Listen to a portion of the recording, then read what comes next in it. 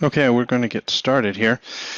Today's session is about the risk management framework roles and responsibilities. And this will be a two-part session. In the first part, we're going to talk about the different roles and what their responsibilities are. In the second session, we'll talk about human resource related issues to people in various different roles. So we'll start off today talking about different roles within an organization. Now, when we talk about different types of organization, we talk about like the federal government using these roles and responsibilities.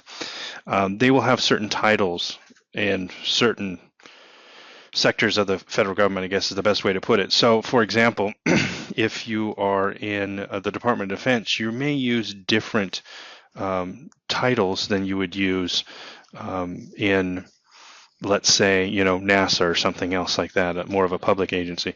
So you're going to find differences across them, but generally we're going to use what NIST uses as far as the roles, and then we'll tie it in with other roles that you may have heard before. Like when we say head of agency, that's similar to saying a CEO of an organization. Now, if you're a local government or a state government, well, that would be different. So in state government, that would be like the governor, right? In the Marine Corps, that would be the commandant of the Marine Corps. Things like this, when we talk about the head of agency, for an agency, it would be whoever's the head of that agency. If you're in a local city, you'd be talking about probably like the city manager or mayor or something like that. So just depending upon how your organization is set up, you may have different names for this. And what's interesting too is you'll see like in Silicon Valley these days, there is this tendency to have goofy names for them, like chief dreaming officer or stuff, weird names like that. So you have to put all that kind of stuff aside. We're just going to talk about the roles as they're related here, but you have to understand that when you're in your organization, they may be called something different. And we'll try to crosswalk as many of these as we possibly can with what the DoD uses as well, because you will find a lot of documentation done by the DoD that uses different terminology, and it may kind of confuse you at first as to who are we really talking about, what role is this, and if you look at what the role is, I think it would become clear. A good example here is towards the bottom here, we say authorizing official or approving authority. That's the same role or responsibility. It's just a different title for the same thing. And as you recall in previous sessions, if you've seen them, it used to be the risk management framework used to be called certification and accreditation, and the certification part was when the assessor came in and did an assessment. So now instead of saying certifying agent, we now say security control assessor. Again, just a different name for the same role. And that one actually came about as a change in the standards from certification and accreditation to the risk management framework, but it's doing the same role.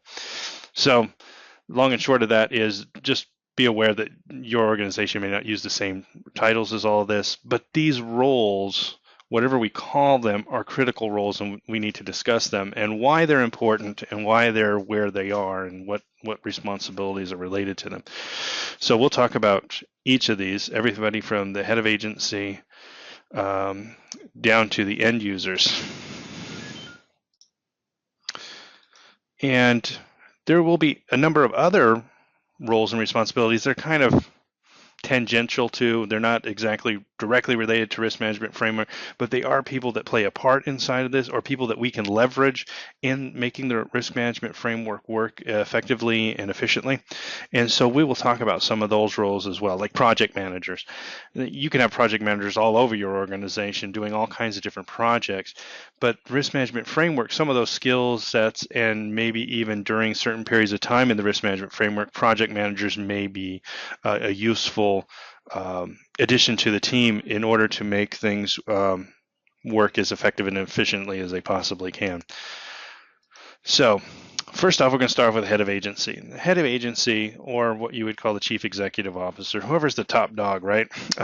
That's going to be whoever the most senior level official or executive within the organization. And obviously, they're responsible for the whole entire organization ultimately, and therefore ultimately they're responsible for information security. Now, obviously their job probably doesn't have very little to do with information security, but they're responsible for it. this is why they're going to have other people in roles to handle that are experts in those areas. But again, one of the most probably important parts of this is the head of agency needs to set the tone as to how risk is going to be handled within the organization. And so, and their job essentially is to steer the course of the organization and to assess the risk as it comes up and then make course corrections as necessary to keep up with that. So they're obviously going to be responsible ultimately for all this stuff. And they're going to be looking at any future planning, any strategic planning, any, what is the mission of, like, if we're talking about an agency, what's the mission of the agency? And sometimes that changes. And sometimes if you're in the federal government, you think, well, that never really changes. Well, from time to time it does. I mean, even more recently, NASA changed its mission to include more atmospheric studies and stuff like that. So it went from space exploration to also including a lot of aspects about weather changes and stuff like that. So anyway, so you can see that there is changes in that. Well, now the head of agency would have to say, okay, we're changing the direction of our mission, and because of that, now what risks do we have? So they're going to ask other people about those risks, and they're going to make sure that they steer the organization in the best way to minimize risk. So, and again, with all of that, obviously information security is their responsibility. That for everything is really their responsibility. So even personnel, anything related to personnel, training them, holding people accountable, making sure that everybody's doing their due diligence and doing their job properly is going to be the responsibility. Now, within this, this is a newer function from the certification accreditation framework, which is the old way NIST did it, to the new way NIST does it, the risk management framework. They added a new function, which was the risk, risk executive function. And their idea is here, we want to get at the top level, looking at risk across the entire organization, trying to get an organizational wide perspective on risk so that they can set up some type of goals or objectives as to how they're going to handle risk, so that at the lower levels on the actual systems themselves, there's guidance to how the organization wants to address those risks. And you can have an organization that has a very high tolerance or risk appetite, as we say, or we can have one that's very low. And it just kind of depends. Now, typically, like as a security person, I'm usually having a very low risk appetite. I don't like to take a lot of risks, but that's a part of my training. Other people will be much more, have a higher threshold for that risk appetite. If you think of somebody like a daredevil or something like that, like Evel Knievel, and jumping over the guards and all that, he obviously has a much higher threshold for risk than I do, because I would never do that, right? Even with years and years and years of training, I would never do it. So they would have a higher risk appetite. Now, every organization is going to have a risk appetite. It's going to be different. So you want to make sure that this is consistently applied throughout the organization. You don't want to have risk in one location being very high because of the individuals running those systems and very low in another place. Well, being low, I guess, isn't a bad thing, unless it's so low that it's actually impeding the organization meeting the mission. So there's a balancing act there, and you can't just say, oh, well, let's just make it low and that'll work perfectly. Because the more security you add on, typically, the longer and less efficient all the other processes are within the organization. So it takes a hit on productivity to the point where you may not be able to meet your mission within the parameters that you have. Therefore, you have to kind of look at it, and it is a balancing act. And again, as a security person, I'm going to be the one that's going to be trying to push it low. Other people are going to try to push it high, because you're going to have managers in there that are going to say, well, I don't really care about the risk. I want that server up and running so that my staff can start working today. I don't care if there's passwords or not, because I want them working today, because that's the most important thing to me. So now we have this competition between, I want it really low in security, and they don't really care that much about it because they just want their people to be able to work because they think that's going to help them meet the mission. In reality, they're not going to be able to meet their mission if they get compromised or they lose their data, or the data doesn't have integrity. So these functions, I have to show them that, hey, the reason why I want all these controls in place is to kind of lower this. But to help me with that, the risk executive function will look at it at an organizational line and say, hey, this is what's appropriate for our organization. So think of it as a C-level advocate for risk management across the organization. And this risk executive function doesn't have to be limited to just cybersecurity. In fact, it should be looking at everything. And their job is to make sure that there's an alignment with the security, with the missions of the agency or the organization. Right? Because if you're putting all kinds of controls in place that aren't necessary for you to meet your organizational goals, then it's a waste of funds and money and all that kind of stuff. Like if availability is not a concern for you, then spending a lot of money on controls that increase availability is a waste of money. Right? So it's those types of things. You want to make sure there's this alignment with what the mission and goals are. And sometimes at a lower level, especially in a large organization, at the lower levels, at the maybe the IT manager or a system admin for a particular system, they may not see the big picture, and they're probably not thinking every day, oh, what is the organizational's mission and objectives, and how is what I'm doing today actually supporting that? I mean, it would be great if they did, but they're probably not, right? So there's a potential for misalignment with their activities with where you want them to be. So next one is the Chief Information Officer. Now there's some specific things over here, and you'll see often throughout these whole entire slides, and I'm not going to read through them all the time, but NIST has some very specific definitions for some of these roles, and so you'll see them on the slides, and I'm not going to read through all of them. But the idea is just to give you an idea of how NIST is defining what this role is. Now, a CIO, typically we're familiar with this because almost all organizations call it a Chief Information Officer, and basically that is a C-level person within an organization who is in charge of all the IT operations. And so they have overall responsibility for the organization's cybersecurity. And I would add that word into this slide here, the cybersecurity aspect, because they're not really necessarily in charge of physical security or personnel security and stuff like that. They're in charge of the cybersecurity aspects. They will delegate some authority to deal with the security to whoever the senior information security officer is within the organization. And we'll talk about how that role pairs up with this one.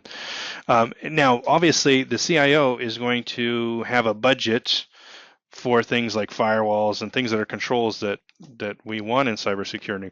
So they're going to provision those resources. They're going to make sure that they get implemented, because ultimately they're responsible for making sure that these controls are in place. Now, you have the head of agency setting the tone as to what it should be, the risk executive function saying, hey, this is how we should address work, and you have the chief information officer then looking at that and providing the resources necessary to meet those goals. Part of what their job is, actually for all of the C-level folks, is to have some type of visibility to throughout the organization that security and cybersecurity is an important aspect to it. And one of the ways they can do that, obviously, is through policies and procedures and making sure that those are adhered to and all that. But in addition to that, friendly reminders, annual security training and stuff like that, and making sure that management, especially middle management, is demonstrating an importance of cybersecurity. Because if you have middle management saying, well, it's not really important that you change your password, that kind of undermines the whole entire process here.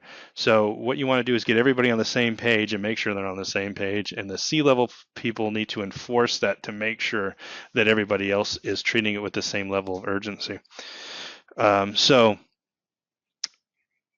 now, the CIO and the authorizing official typically, well, sometimes they are the same person, and that's probably not the best way to do it, although that's what a lot of agencies are doing within the government. There are some reasons why you want to have those separated, and we'll talk about that when we get to that at a later time. But one of the other things is, now, when we're dealing with the federal government, the person that is a CIO and head of agency obviously need to be government employees. So you can't use contractors for those positions. And I would say even in a smaller organization, state or local government, or even an organization, even if it's a small organization, that function, whether they have that title or not, whoever's going to be the top person as far as the IT person goes should be the one that makes the calls, and they should be somebody who is a full-time employee of the organization and not a contractor. Now, the Senior Information Security Officer, or SISO, as it's called. Now, there's different names for it. So if you're in the corporate world, you're going to hear Chief Information Security Officer. And again, this is going to be somebody that's either a peer to or maybe reports to the CIO. It just kind of depends upon how your organization sets that up.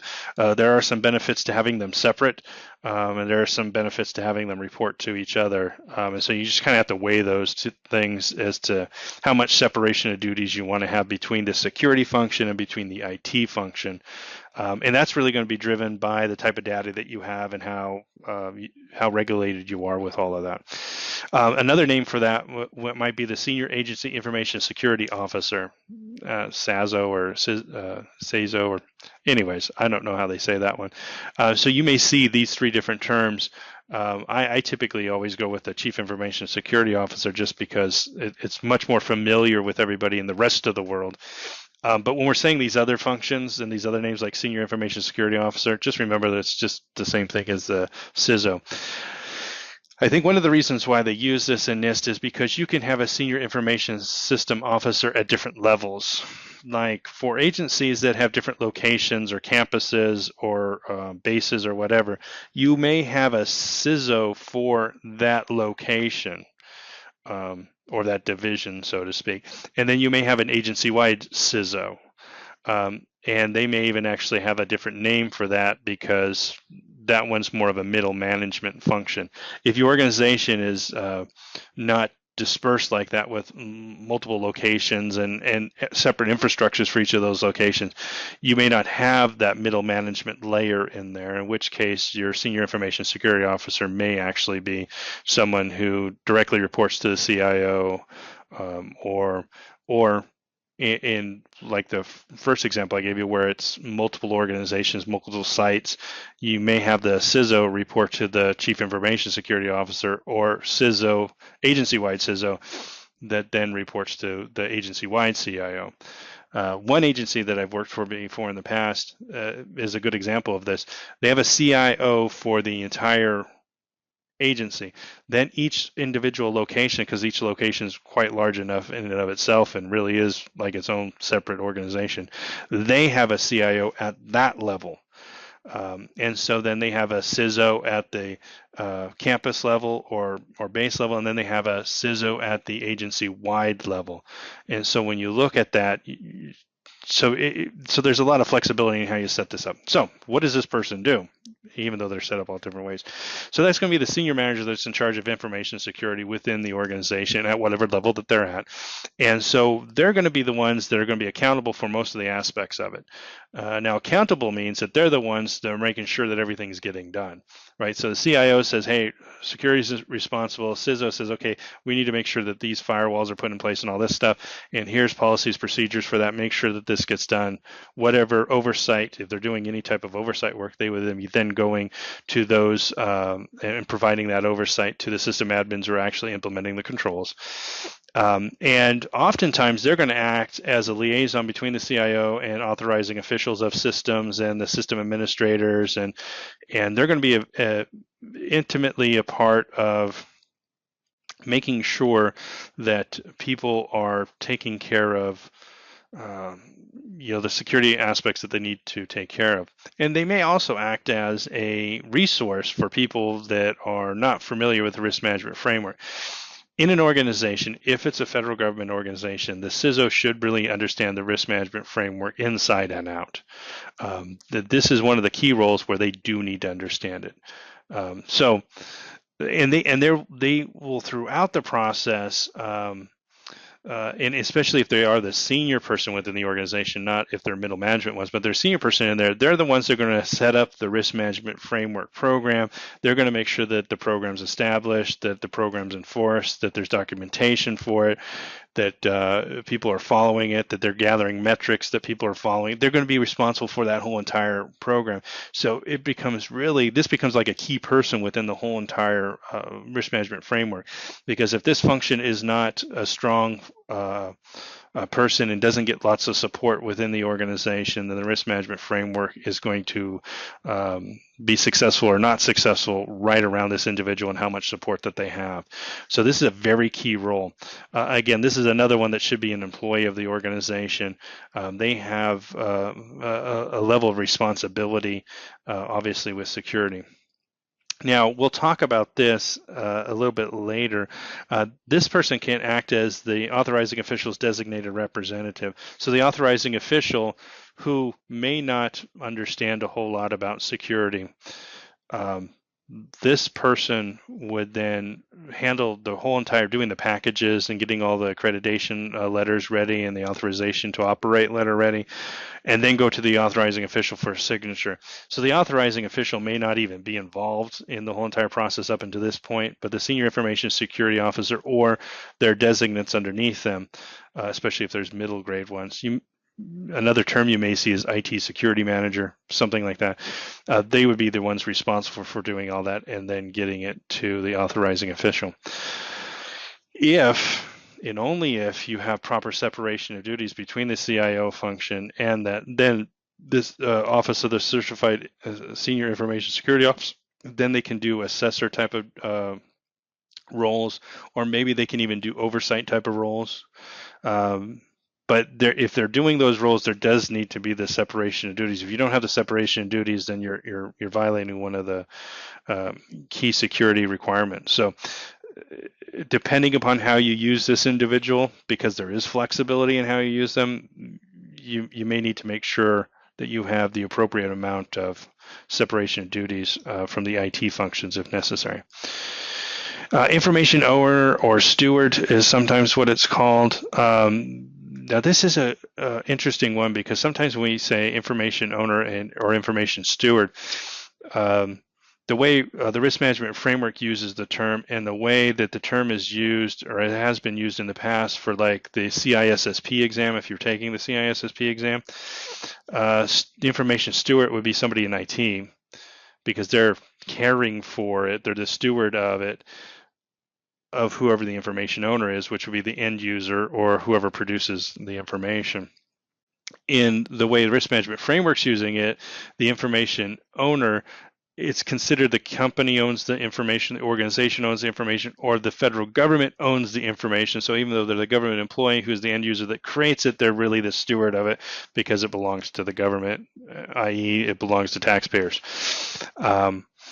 So just be aware of that if you're taking the CAP exam and the CISSP, that is one place where you will find that there may be a concern on how the word is used and it's being used in a different way. Just pointing that out for you in case you're ever in that situation. So this person is the person that's in charge of management or operational authority for any type of specific information. Usually they're the business folks in there, maybe the end users.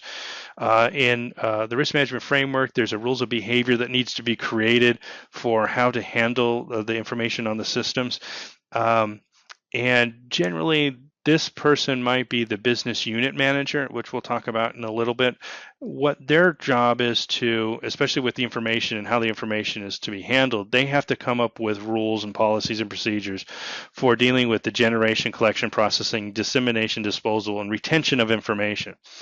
You have to remember, IT folks don't understand or know, and it's not their job to know, this type of data needs this type of requirement. It needs to be archived for 7 years. It needs to be available X amount of time. It needs to be generated this way, saved that way, limited this way. That's not IT's job. IT's job, the IT admins, is to implement the controls based upon what the information owner has said they're supposed to. 9 times out of 10, how I see this work out in the real world is you will have the IT person saying, hey, this is federal, or this is healthcare information, so it must be HIPAA, therefore HIPAA controls say we have to do this. So they implement the controls like that. But that's not the way it's supposed to work. The information owner, whoever that is, which isn't IT, it's never IT. IT doesn't generate, they are information owners for certain things.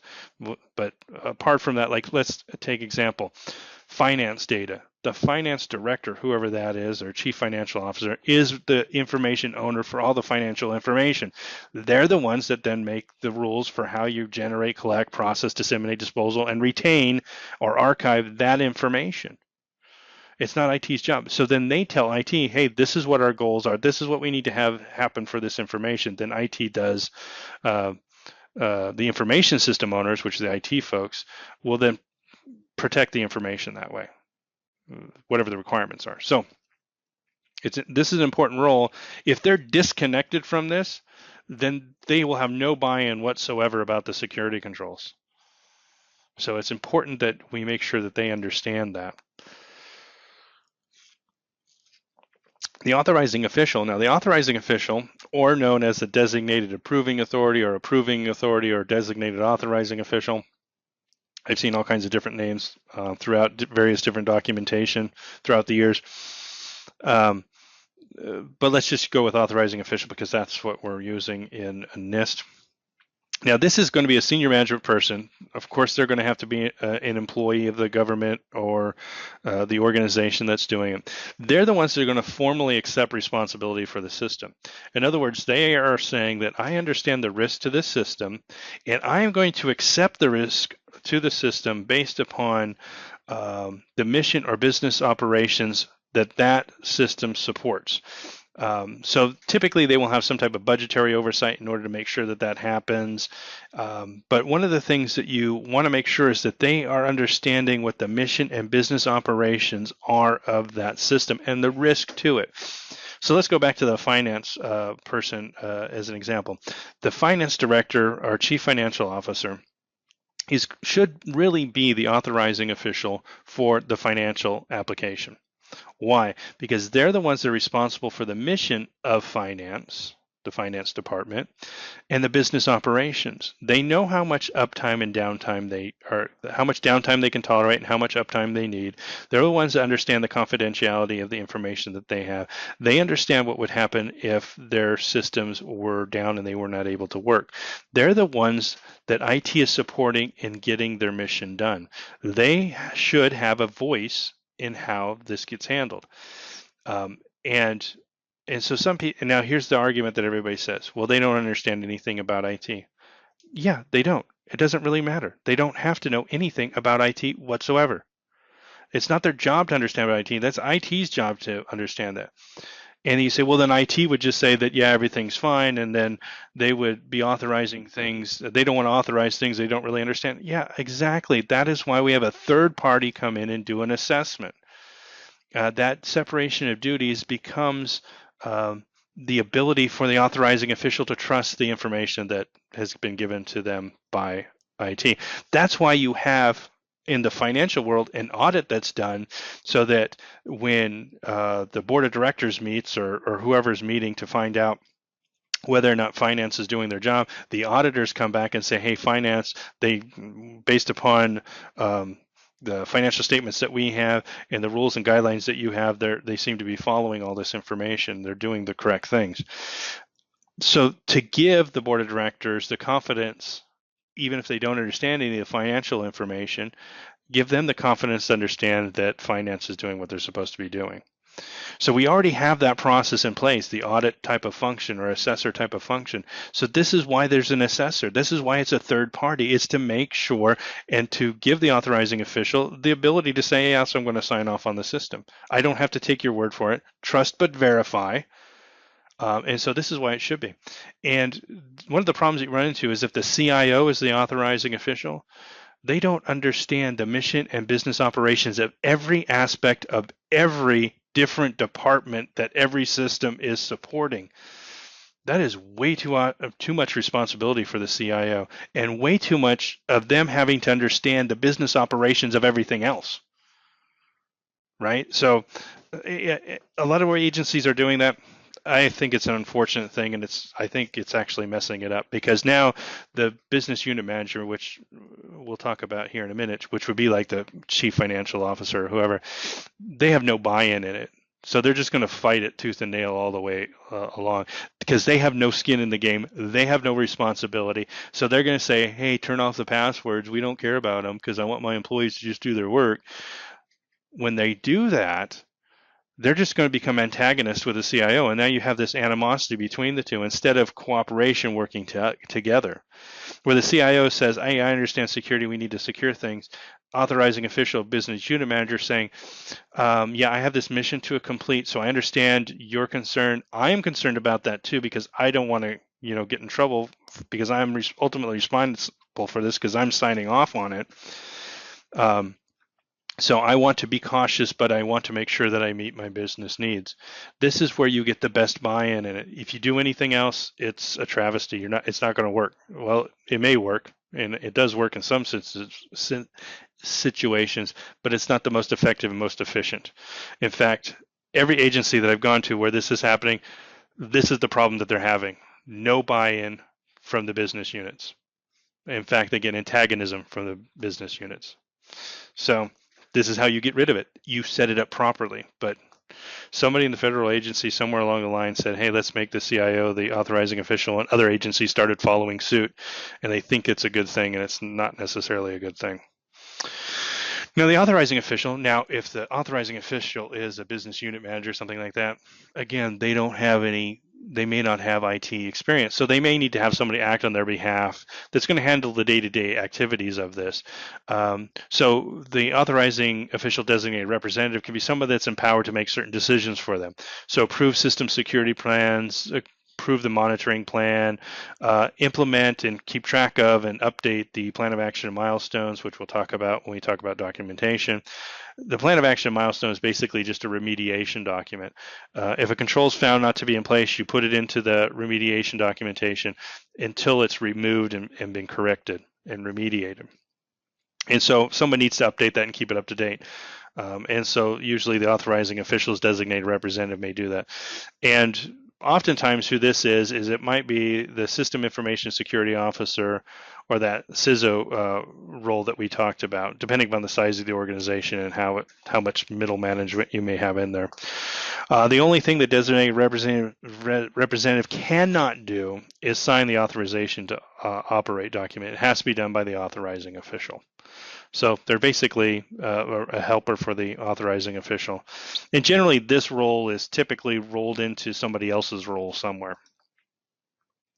Information system owner, oftentimes called a system owner, sometimes called the IT manager. This is the organizational's IT infrastructure when we're talking about this. Their job is to coordinate information owners and user access. So they're going to talk to the information owner, say, hey, what kind of information do we have? How do we need to protect it? What are your requirements for it? And how many end users do you have? What do they need to have access to? And they're going to be responsible for then setting up all that stuff. They're also responsible for the full life cycle of the IT system. So purchasing it, implementing it, sending it out. And often we call this the IT department as a whole, but this is where the information system owner is. And their job is to make sure that whatever policies or procedures are in place, that they're going to be following those things as well that have been coming up, that come from either the risk executive function, the SISO, or the CIO. One good thing is part of this is like the information owner and contacting the information system owner is they need to work together. And here's a good example. When I was working at one of the community colleges, we had a what you would call an information owner, the head of the math department, who decided, oh, we need this new software. It's this remedial math program that allows students to study for the exams and all that kind of stuff. And so they went and they looked it up and they got all the information for it. And they said, hey, this is a really good program. We want to implement it. So they went and bought it. They bought it, and then they got a grant to buy it, and then they got a grant to also buy the hardware for it. And the hardware they bought all brand new. I forgot what they're called, iMacs or whatever it is. It's it looks like a half of an egg, and they're all colorful Macintosh computers back in the day that probably nobody has running anymore. Well, I'm sure there's some out there running, but anyways, so they bought all these Macs and they bought this software, and they get there. Well, wouldn't you know it, the software they bought doesn't run on Macs. It only runs on Windows-based systems. So the information owner, having taken it upon themselves without the information system owners, the IT folks, went out, purchased what they thought was the right hardware and right software, and it turns out they were wrong. And it was a big mistake because now I forgot how they even solved the problem. They may have had to re-provision old computers that they had, as I believe what they did, because the grant allowed for the purchase of this, but not anything else.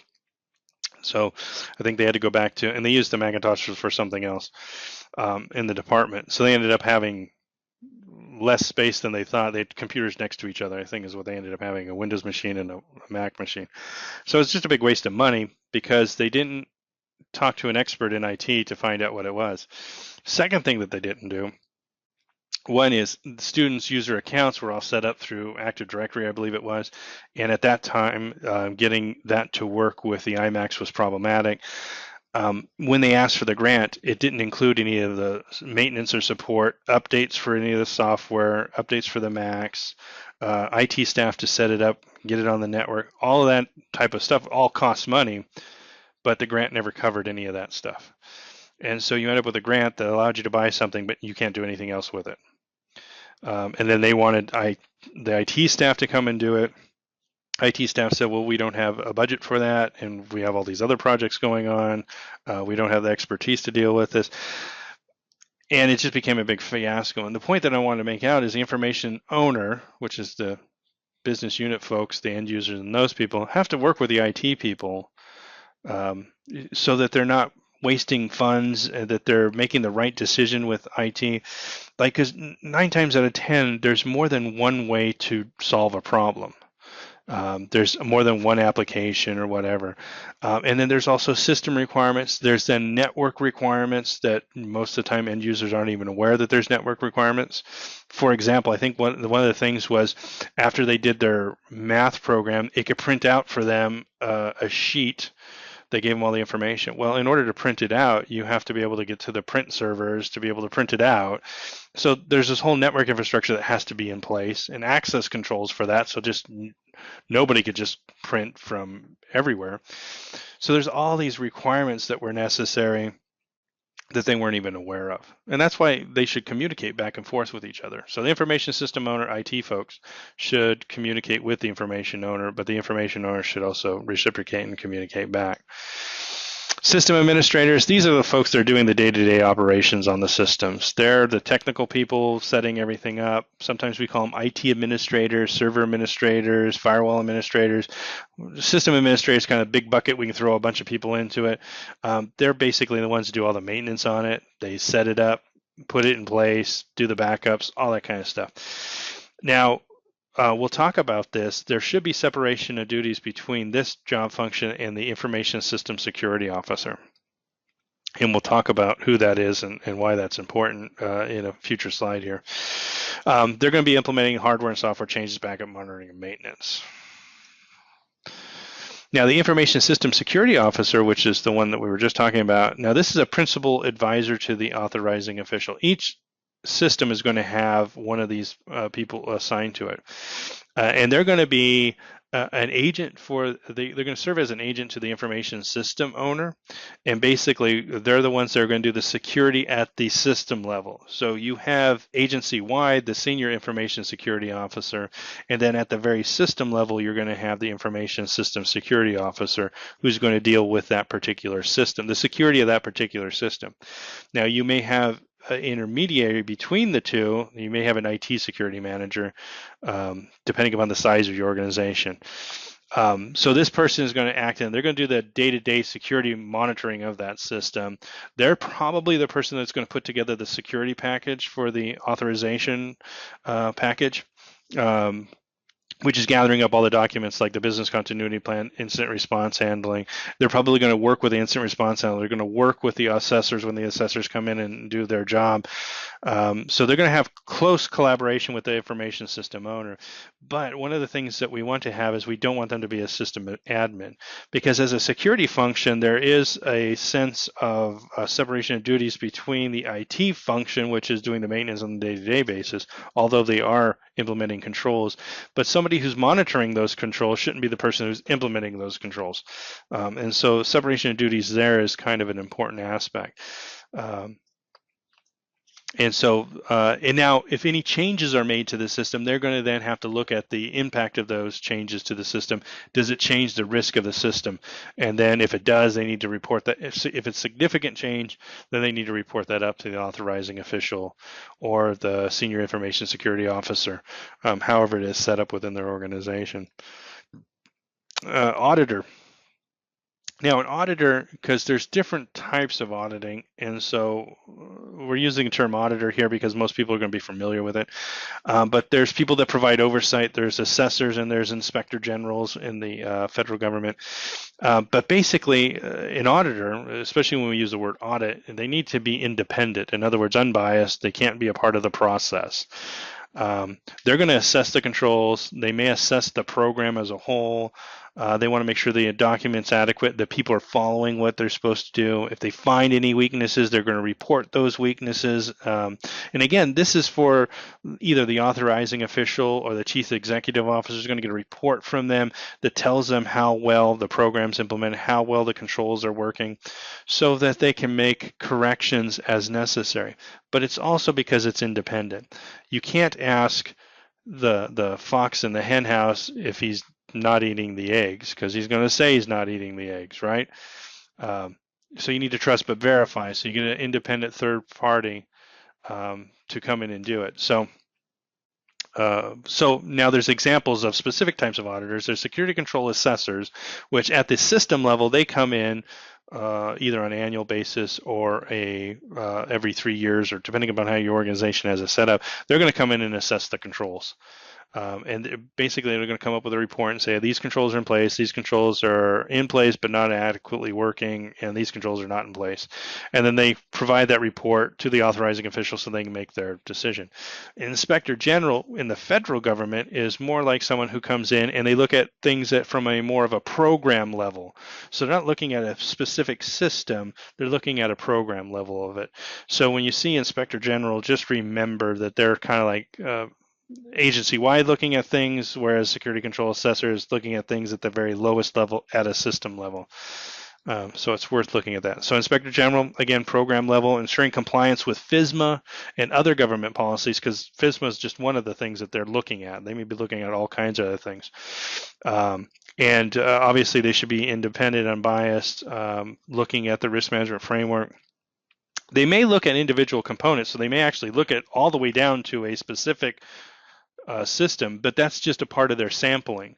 So if you think about an inspector general, they're looking at an entire agency, and they may pick your system to look at as an example, rather than looking at all the, let's say there's 100 different systems. They decide they're going to look at 5 different systems rather than all 100 of them to see if there's any issues.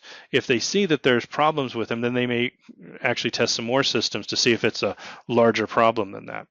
And generally, whatever the Inspector General finds has a tendency to end up on the newspaper level. So when the Inspector General finds that something is drastically wrong, I think just as an example, so this is March of 2015, just in the news, Inspector General for one of the agencies, I forget which one it was, that the agencies were having parties, and they spent the money on booze, and they spent the money on prostitutes and all this other stuff. Government money was spent on all this other stuff that they weren't supposed to, and the Inspector General did this. And of course, that's front page news at this point in time because of that. But that's kind of what they're looking at. So they're not always just looking at FISMA compliance or risk management framework compliance. They're just looking at oversight in general. And of course, if they find weaknesses, they're going to make recommendations on how to fix them. So, and yes, and the point of this thing is just that anytime the Inspector General finds something, it's going to end, it may end up being a big deal. So you should take that very seriously. In fact, you should see what other IG findings like this is a good one to find. So you say, hey, they still find cybersecurity flaws.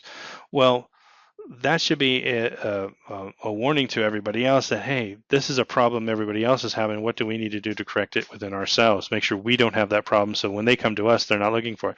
Because here's the thing, if all the other IGs are finding this kind of stuff, and the other ones are going to start looking for it in where they're looking at your system, especially if you're in the federal government. So you want to make sure that you're on top of that.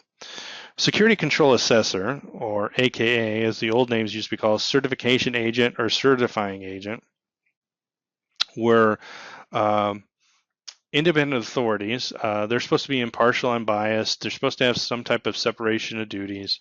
Their responsibility is to assess the controls, and they're going to look at the controls. When they look at it, they're going to do more than just say, do you have a firewall in place? Okay, check a box and we're done with it. No, they need to make sure it's effective and it's complete. Now, depending upon the level of the system that you have, let's say you have low, moderate, and high systems, right? This is what risk management framework uses. If a low system, you don't have to have independence. So you can do a self-assessment, which means the system administrators can assess themselves.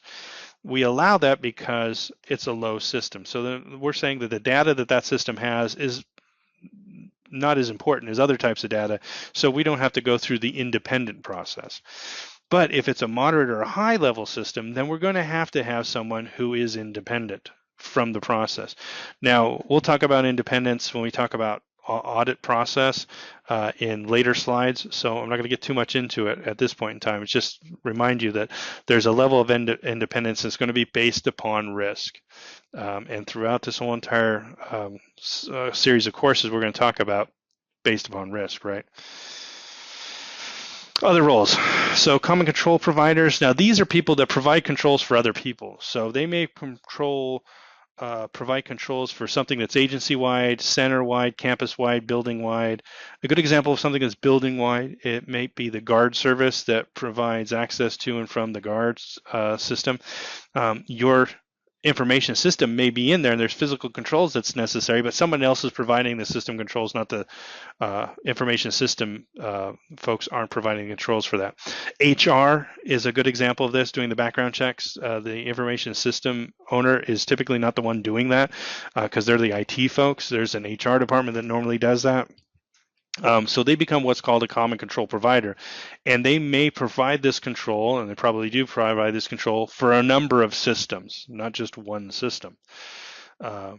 So in how you define your systems, like some agencies will have, let's say at a campus or a center, they will have hundreds of systems set up there. In other places, especially if you're a small organization, you may really just have everything in one system. In which case, you really don't have any common control providers if you only have one system within your organization. So let's say you're a small city or something like that, and you're implementing risk management framework, you probably don't have to worry about common control providers. Information security architect and engineers, so these are just advisors that help ensure security. So they're going to be subject matter experts in some area, like they may be a subject matter expert in firewall security or PKI or whatever else it is. And so they may be called in to provide that specific advice for us for the systems. Now, you may have a steering committee, and there's a benefit to having a steering committee because they provide a high level of oversight. They can provide direction.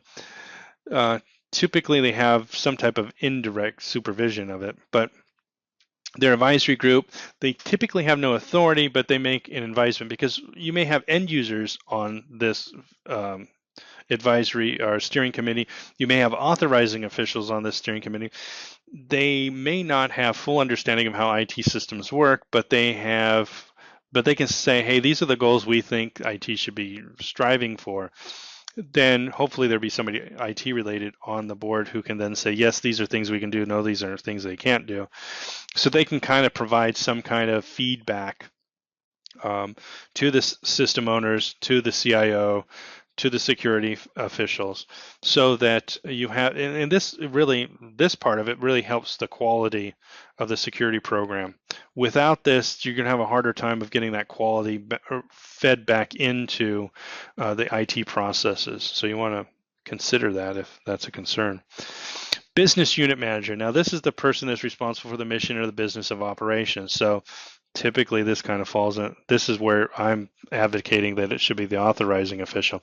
But typically, they're the information owner of that information. So we would talk about them as like the finance director or the HR director or the marketing director, whoever they are. They're in charge of all that information that they own, but they're also in charge of that business unit, the marketing department, the finance department, whatever it is. Typically, they're going to be a manager or director level at that. They're going to disseminate security information to subordinates and that's basically, this is how to handle the information that we have here. This is HR information. You should not disclose it. You should not do this. They're going to provide training to their staff to make sure their staff do it. They're going to make sure that their end users are following the rules that they have told IT need to be in place to meet the mission and business operations for their department. So they're going to have to be a part of responding to the security incidents. They're going to have to determine what resources and what priorities are. When we say set priorities, we're really talking about them saying, hey, uptime needs to be this, confidentiality needs to be that, so that IT knows how to then implement that and end users know how to follow it, right? So very key role. And again, it's not an IT role, so people kind of have a tendency to, gloss over it. Project manager. Anytime you have anything that's complex and it's a lot of processes and a lot of tasks happening, project managers are able to come in and help make sure that process gets done. So they can help the CIO or CISO in the overall implementation of a plan, or even in the process of updating the plans on a regular annual basis. Anytime you have a project, it's a good idea to have them involved in the process. I think IDC did a survey a couple years back and said 80% of IT projects fail because they have no project management behind them. So now, do you have to have a project manager? Not everything. Again, it's going to be based upon risk and the size of the thing. What's the risk that this implementation will fail? If it's moderate or high, you want to get a project manager. If it's low, in other words, it's probably just going to happen, well, then you may not need a project manager. Or the impact of it not being implied, the project being completed on time and under budget and all that stuff. If it is a low risk, in other words, if you exceed the budget or you exceed time, it's not the end of the world. But if you do, it is, then you probably want to get a project manager. So again, based on risk, determine whether you need a project manager or not. In addition, this is probably a skill all your employees could benefit from. So sending staff to training for project management skills is probably a good idea. Facility manager. Now there's two different types of facility managers. Sometimes they're responsible for physical security, other times for environmental controls. Both of those are important to us for cybersecurity reasons. Environmental controls like HVAC, air conditioning, and all that kind of stuff is important. Keep our servers cool. We want to make sure those things are working. So facilities managers for that will make sure that they take care of that. Also, we don't want any leaking pipes in our server rooms and stuff like that. I had one client who took their server room, and in their server room, it used to be a janitor's closet. And they had reconfigured the building that they were in, and they said, hey, this is in the center of the building, kind of like what you asked for the server room to be. So we're going to put the data center in this old place. And it was kind of like a regular sized office. It wasn't big or anything like that, but it was enough that you could put in 2 or 3 racks and you could walk around it. But there's a big, huge basin, water basin with water actually, working in there in the room. Now, so my question, obviously, as the auditor, when I come in there, is like, hey, why do you have that there? And they say, oh, well, this used to be the janitor's closet. I said, oh, well, how come you left a sink in here now that it's a server room? Well, sometimes they still come in here and use it. Okay, problem number one. One, I don't want water in a server room, and you shouldn't want water in a server room either. Two, now we have other people coming into the server room that now have to have a reason to go in there because that's where the water is for the mop bucket or whatever it is. And you don't know if they're going to be there. What if they're pouring it out and they fall, they trip and fall, and they spill it on the floor and gets in, who knows? Servers and electronics generally don't like water. So you're just asking for trouble with that. You're increasing your risk, right? Well, then I looked up on top of the server rack and I saw a sheet of plastic up there, and I'm like, okay, so why is a sheet of plastic up there? Oh, well, the pipes above it sometimes leak. The pipes above the server rack sometimes leak. let me think about that. Is that a problem or not? Yeah, it's kind of a problem, right? So obviously I wrote that up as a thing. Next year I come out to do the audit. They came back, and what they had done is they had put cookie sheets above the server racks, poked holes in them, and then put hoses in them, and then like put caulking around the hoses or whatever it was, so that the water would fill up inside of the cookie rack. And then when it got to a certain point, it would then go down the hose, and then the hose went down to the drain in the middle of the floor. Okay, so there's a problem with the drain in the middle of the floor, because what if the sewage backs up and all this kind of stuff? That's bad for a server room. But not only that, it, it was just a bad decision. They really needed to either move the pipes or put the server room in a different place. Eventually, they ended up moving it to a different location within the building, which was good. But facilities is a part of this. Environmental controls, physical security like guards, obviously is also an important aspect of it. Executive management, a key role, crucial actually, because they establish and enforce policy, they allocate resources, but they set the tone of, well, cybersecurity is going to be handled within the government or within the organization. So it's really important that they put forth and they consider and treat security with the respect that it needs. Otherwise, if they're not doing it, then employees and end users are going to say, hey, if they're not doing it and they're not changing their passwords, why am I changing my passwords? They're circumventing controls. Why can't I circumvent controls? So you have to set what's called tone at the top, and you set that and show them that cybersecurity is a very important initiative for all of us, and we should all take it seriously. They set that tone, and then employees will follow that tone. They won't if you don't. So you kind of poison the well if you don't. User representative. So sometimes it's a good idea to have a user representative for end users, because they get frustrated by a lot of controls and they need to be able to give feedback somehow to the CIO. Somebody needs to filter it through, because if there's just one person that always complains, that's one thing, because you're always going to have a complainer that likes to complain, and most of their complaints are unfounded or irrelevant. And they're more about preferences than actually anything material. But every once in a while, there's material ones. And having surveys on a regular basis for end users to see how they're doing, having an end user representative that they can go talk to in case they have an issue. Obviously, a larger organization would have an individual function for this, an individual separate either person or function. Smaller organizations may just have to attack that onto somebody else's responsibility.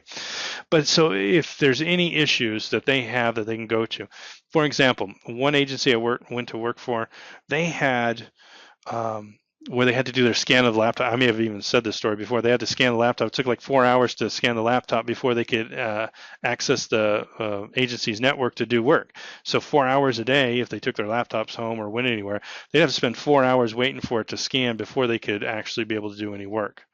That's a waste of time. Now, there should be a place where end users can say, hey, I have a complaint, because they were all complaining about it. Everybody I knew that had a laptop that they took home, they were all complaining about it. Problem is, nobody else seemed to notice it or care or whatever. So a user representative can then help make sure that those things get up to the CIO so that they can make decisions. And again, CIO, my understanding, and I don't know 100% for this, the CIO really didn't care, because this was security and he was going to do it. Here's one of those problems again when the CIO is the authorizing official. Because if the authorizing official for the system was the finance manager, and the finance people, when they brought their laptops in, couldn't work for 4 hours, he would have a very different approach to that, because the mission that he's trying to accomplish is being impeded by inadequate security, because security that it makes it so that you can't do your work is inadequate. You need to be able to do your work. And so user representative may or may not be important depending upon if you have authorizing officials that are separate from the CIO function or not. But it's always a good idea to have it. And maybe they're a part of that steering committee that we talked about, and they can report back to that steering committee on a regular basis. Now, DoD has specific roles, and some of their specific roles don't necessarily 100% line up to NIST's roles, but for the most part, they kind of fit in there. Maybe it's like a square that does fit into a circle peg, you know what I mean? But it's not exact, but it does fit through. And so there's a lot of these that are really close. So they have an information assurance manager. And when they say information assurance, they're talking about cybersecurity. So if you just take information assurance and say cybersecurity, that's what they're really talking about. And so they have a manager and an officer that does both of those things. So, and these are just at different levels within the organization because they're DoD specific. Um, NIST, when they wrote it, they talked about things at a system level and they talked about things at a program level, and they implied that there's a middle tier there. And I actually have graphics that show a middle tier, but they don't really talk about a middle tier manager in between the things. And so in this instance, you have an information assurance officer who works with a particular system, which would be similar to an information system security officer, as NIST uses the term. And the information assurance manager is more like information system security manager, which would be one person above the ISSO and one person below, or the senior information security officer for the organization. So think of this just as a line within the security department from top to bottom, and they just have another tier in here. And so this is just giving you an example of that. So computer incident excuse me. Computer incident response team or incident response team, these individuals are responsible for responding to incidents within the organization. And they're, depending upon what document you read, there's all kinds of different names for them. So they could be the cyber incident response team, which has the same certain things. It can be computer security incident response team, computer incident response center, or computer incident response capability. And a center capability is kind of different. It's not like the team, it's like the ability of the organization to do it. In center, because you may have different CERT teams within your organization. You may even have different CERT teams for different types of things, right? So you have a CERT team to deal with this type of breach and a CERT team to deal with that type of breach, and because they're specialists in those areas and stuff like that. And basically, an incident happens, they respond to it, they find out what happened, figure out what goals of the mission need to, like the timeliness of it. Because sometimes you say, okay, are we going to pull the plug on this system because it's under attack right now? But if we do pull the plug, we're going to lose evidence. So is this something that we need to be able to actually have the evidence so that we can prosecute later on? Or is it more important for us to fix this immediately so that we can get operations back under way? Because the finance department needs to cut payroll checks today or something like that, and their system's down.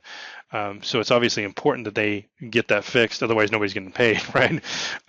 So they just have to they're going to have to work through making these decisions. And sometimes it's not their job to make the decision. They're going to have to push it up, but they have to determine what that is.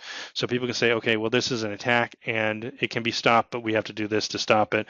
But if we do stop it, it's going to destroy this data or not destroy this data. Sometimes they can do stuff without doing that. So their job is to respond to those things. A lot of roles can be delegated, but certain things can't be delegated. Some of the things have to be, as far as NIST is concerned, have to be United States government officials because they have government authority. And so because of that, there's going to be certain positions that can be government employees, and this is just within the federal government. If you're outside the federal government, then generally these roles you want to be employees of the organization and not contractors. So now support hierarchy. When I look at things, and this is what's always helped me out in mine, is there's a hierarchy of support. There is a mission that your organization is trying to meet, and it doesn't matter what organization you are, you have a mission. Nonprofits have a mission. Corporations have a mission. Even if their mission is to provide the world with a great widget, well, that's their mission, right? So they have a mission to do it. Now, each mission is going to have actually multiple business units, not just one business unit. You're going to have business units like research and development, production, HR, finance, sales. You're going to have all these different types of things within an organization. You have these different departments. Those are the business units, and those business units are supporting that mission. Now, it's true that HR supports all of those business units because they provide everybody with personnel. But IT also supports all those business units because almost in fact, I'd be hard pressed to find an organization that doesn't use computers somewhere within the organization. IT supports most of the business units or departments or divisions within an organization. Now, the security function supports IT function. In other words, IT function, they're oftentimes more interested in making sure services are available. The confidentiality aspect, making sure that things are secure, is what the security folks are supposed to be doing. Then the audit function comes in to verify those things, and they support that at a lower level. In other words, they come in and they say, hey, IT's doing their job or they're not doing their job, and this is how they're doing their job, or this is not how they're doing their job, or this is how they can improve, or whatever. So they're kind of supporting the IT function and giving the business unit folks confidence in the IT function as well, as they should. So let's take a look at this and all these different levels that we've talked about and roles and responsibilities, and kind of look at it in an organizational chart. Now, this is kind of like a weird looking organizational chart because it's not the typical one that you would see. But you have a number of different things. At the very top, you have the head of agency or the CEO of the organization who's guiding the organization. And there's a mission that they're trying to accomplish. And all the business units that we talked about in the previous slide are going to have a business unit manager, and they could be a director or finance or whatever. And then you may have a finance manager, which would probably be your information system owner, or information owner, sorry. It'd be the information owner. And then underneath them, they're going to have the end users that are going to be the people that do all the stuff with the data. Now, generally, I put the authorizing official somewhere in that area on the business unit side, because I want the business unit to buy into the security functions, but I also know that they're the ones looking at the mission. They know best what their end users need in order to complete that mission, not the CIO. Although sometimes it ends up being the CIO, but I think that's problematic. Now, in the IT department, you have the CIO at the top. You're going to have your system owner, IT manager below that, and you're going to have your system admins at the lower level. And you may, again, have multiple tiers of this depending upon how large your organization is. Now, between IT and the security function, you want to have some type of separation of duties. Because the security folks, depending upon the role that they're playing, they should be doing ones on a regular basis, checking the security controls of the system administrators, have this, doing the routine vulnerability assessments, doing the ongoing log management, looking at the logs and all that kind of stuff. The system admin should be doing the maintenance and all that kind of stuff. The ISSO should be handling the security parts of that. And now, depending upon, now you see at the bottom, I have this independence. So the independence grows as we get further away over here towards audit. But so between IT and security, you don't have to have as much independence. Although the more independence you have, probably the smoother everything works. The more checks and balances you have. Again, if you have a low system, you don't need to have as much independence. But if you have a higher critical system, in other words, data, the confidentiality, integrity, and availability is high on a system, then you may want to have more independence for more assurance. So it just kind of depends upon what your system is. So the separation of duties and the independence here are going to be fluctuating back and forth depending upon the system. And then you're going to have so in the security column here, we have the senior information security officer, which is up there towards the C-level function. You have the information system security manager, which may be a middle tier that you would have, and then you have the information system security officer who's actually dealing with the system at the system level. And then you're going to have, if you're in the federal government, it's going to be worked out this way. You're going to have the inspector generals, auditors, and the system control assessors. And the system control assessors are going to be at that lower level, and they're going to be dealing with the system specifically. The internal audit folks are going to be typically owned by your organization or your agency, who are going to do spot checking throughout the year Not a part of the Inspector General's because it's your own internal control trying to do this, and there should be separation of duties between them and the IT functions and business unit functions. And then you have the Inspector General level, which is more at the program level where they're going to kind of look at everything else. Now, between the Inspector Generals and actually all the way across, so the graphic may be a little bit wrong, the risk executive function should go all the way across. And really, it's their job to kind of look at that risk and determine the directions and goals and kind of provide guidance for all of these folks going down. So this just kind of gives you an idea of looking at things from the business unit, IT, security, audit, but also looking at things from a program, middle tier, and system level, looking at the independence and where you'd want to have the independence and separation of duties, and reminding you that everything's pointing up to the right-hand corner where the mission of your organization. Everything should support that. So everything should be pointing in that direction. So whatever security you have should be pointing in that direction. And if you think about that, you can answer a lot of questions about difficult situations, like, do we implement this control or do we not? Get it down to the bottom line. How does it affect the mission of the organization? And then that can usually answer your question nicely. So there's some other DoD and NIST types of, again, roles and roles that they have and the different namings for the roles. And so some of them are slightly different, but we're not going to get into all of them here, just to show you that there is a crosswalk a lot of times between them and other ones. Sometimes the roles that they have expand over multiple roles that NIST have, and NIST sometimes expands over some of their roles. And so again, like I said, everything doesn't fit perfectly in like a peg, like, you can just switch the names out. Sometimes it does, but not always. So just be aware of that. A lot of times, like the certification agent is a security control assessor in NIST, so there's no big deal there. And again, the information assurance officer is the same as the information system security officer.